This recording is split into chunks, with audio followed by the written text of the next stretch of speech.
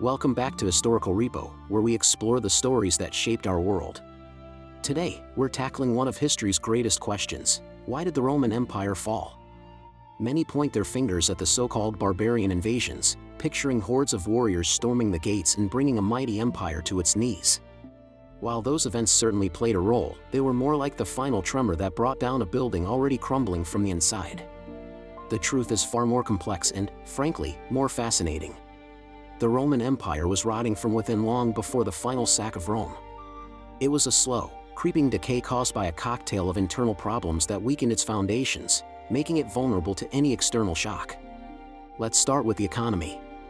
Imagine a coin in your hand. You trust that it has a certain value because it's made of a precious metal, like silver. Now, what if the government started mixing that silver with cheaper metals but told you it was still worth the same? That's exactly what Roman emperors began to do, a process we now call debasement. Faced with enormous expenses, paying the army, funding lavish public works, and covering the costs of an ever-expanding bureaucracy, emperors found themselves short on cash. So, they started minting coins with less and less silver. At first, people might not have noticed. But soon, it became obvious that the money wasn't what it used to be. A denarius under Emperor Augustus was nearly pure silver, but by the time of the late Empire, it was mostly bronze with a thin silver coating. This led to rampant inflation. People lost faith in the currency. Prices for everyday goods like bread, oil, and cloth skyrocketed. A soldier's pay, which once seemed generous, could barely feed his family. People began to hoard older, more valuable coins, pulling them out of circulation. The economy increasingly reverted to a system of barter, with people trading goods and services directly because the official currency had become almost worthless. This economic chaos created widespread instability and hardship for the common Roman citizen. Next, let's talk about a silent, insidious poison that may have been weakening the Roman elite from the inside out: lead. The Romans were brilliant engineers, and they used lead for everything. It was in their water pipes, their cooking pots, and even used as a sweetener for wine. They knew lead could be dangerous. Writers like Vitruvius warned about the health problems faced by lead workers. But they didn't understand the full extent of the danger, especially from low-level, long-term exposure. Some historians argue that widespread lead poisoning could have contributed to a decline in the health and fertility of the Roman upper classes. This theory suggests it might have caused neurological damage, reproductive problems, and a general decline in the cognitive abilities of the very people who were supposed to be leading the empire. While it's difficult to prove definitively how much of an impact this had, the evidence of lead in Roman skeletons is undeniable. It's a chilling thought that the very infrastructure that made Rome so advanced might have been slowly poisoning its people. Of course, you can't talk about Rome's decline without mentioning political corruption and instability.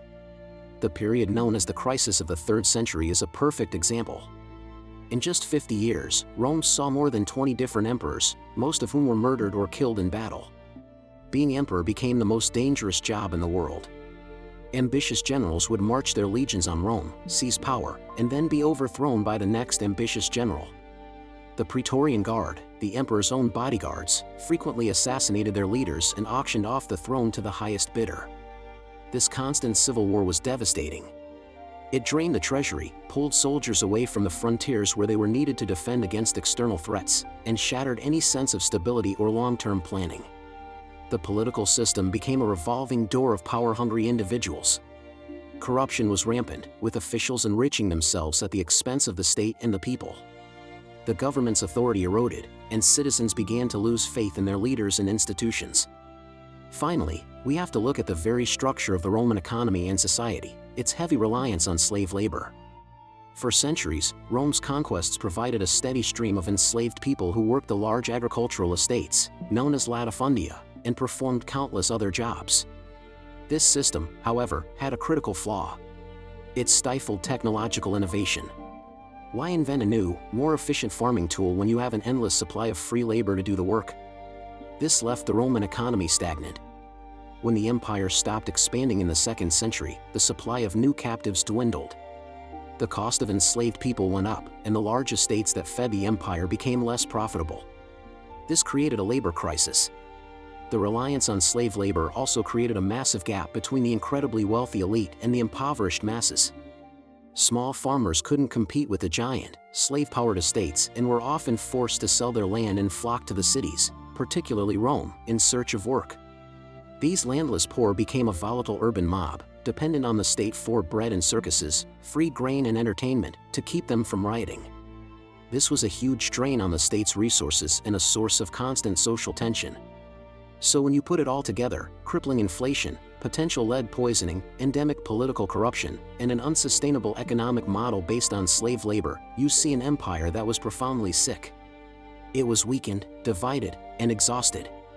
The barbarian invasions weren't the cause of the fall, they were the symptom. They were simply pushing on a door that was already rotten to its core.